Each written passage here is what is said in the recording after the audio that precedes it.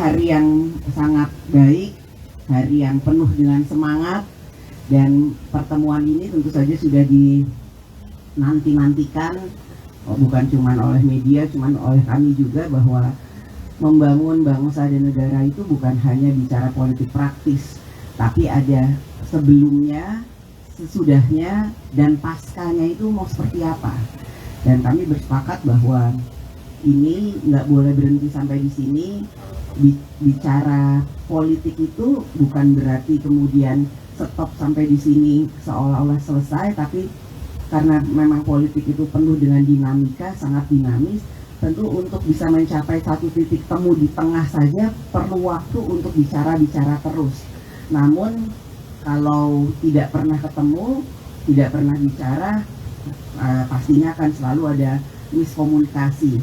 Jadi ini mungkin pertemuan yang pertama, tapi insya Allah bukan pertemuan yang terakhir. Dan untuk bisa mencapai kesamaan itu, ya tentu kita perlu waktu untuk kemudian sering-sering ketemu, supaya bisa ngobrol-ngobrol hal-hal yang memang diinginkan.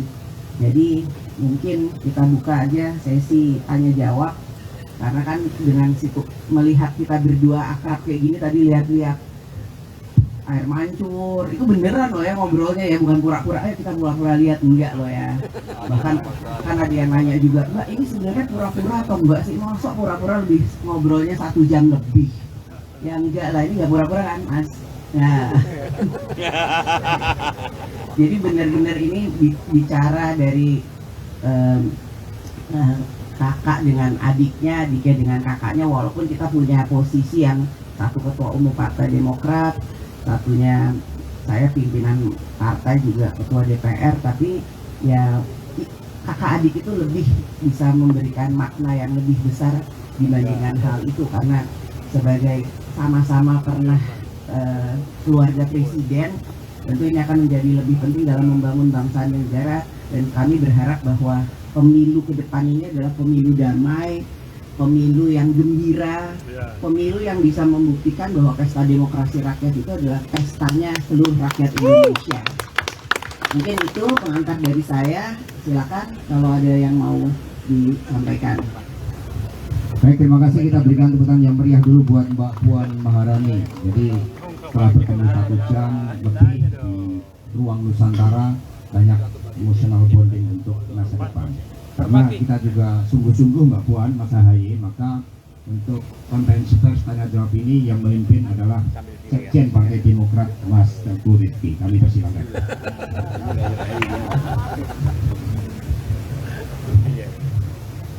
Baik, terima kasih. Mungkin untuk pertama, 3 penanya pertama mohon disebutkan medianya. Izin dari Kompas dulu dari. Oke, silakan. Ya. Selamat pagi Mbak Puan, Mas Ahaye, Pak Sekjen PDIP dan Pak Sekjen Demokrat.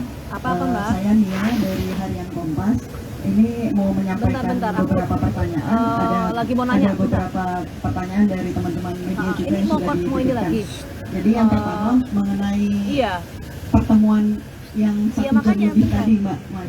Itu mungkin bisa dielaborasi lagi, karena tadi sudah terlihat wajahnya sangat sumringah, kemudian ada politik rekonsiliasi.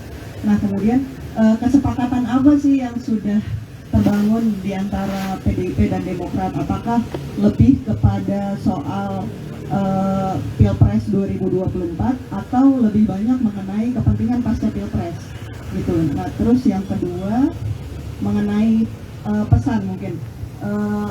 Apakah ada pesan khusus yang disampaikan oleh Ibu Mega kepada Mbak Puan dan Pak SBY kepada Mas Ahaye sebelum pertemuan ini berlangsung gitu? Terus kemudian pertanyaan selanjutnya adalah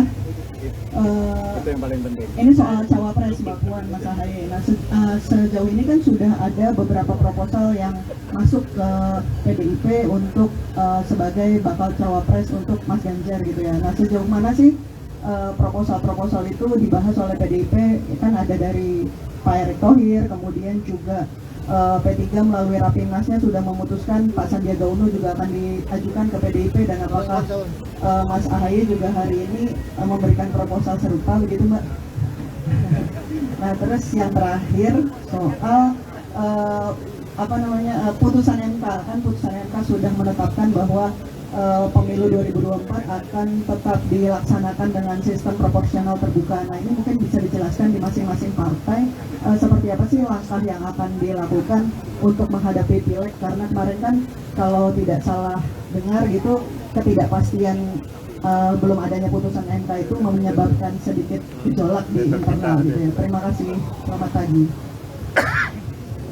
Baik, langsung dijawab, silakan. Ya, banyak banget ya pertanyaannya. Ini sudah mewakili banyak pertanyaan dong ya. Yang pertama, apa yang dibicarakan?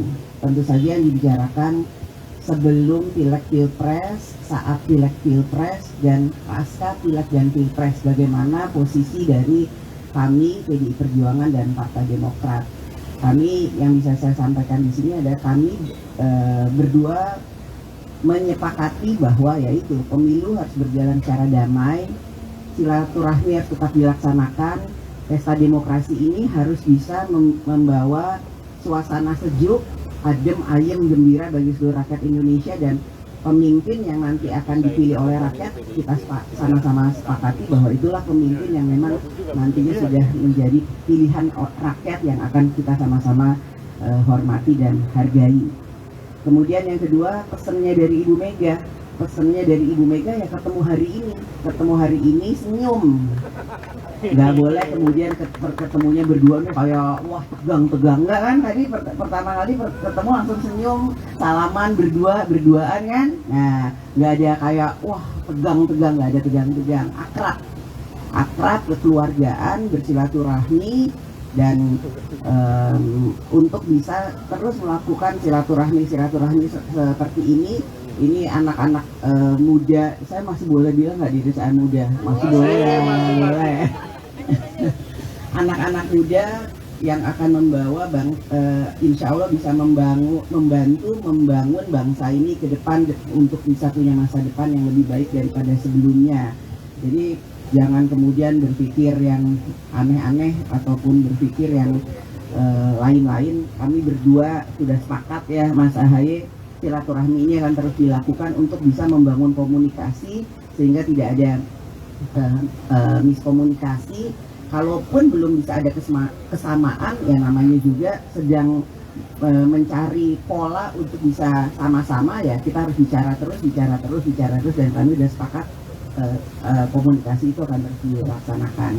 Terkait dengan keputusan MK bahwa PDI Perjuangan taat konstitusi, PDI Perjuangan mengikuti apa yang menjadi keputusan dari pelaksanaan pemilu.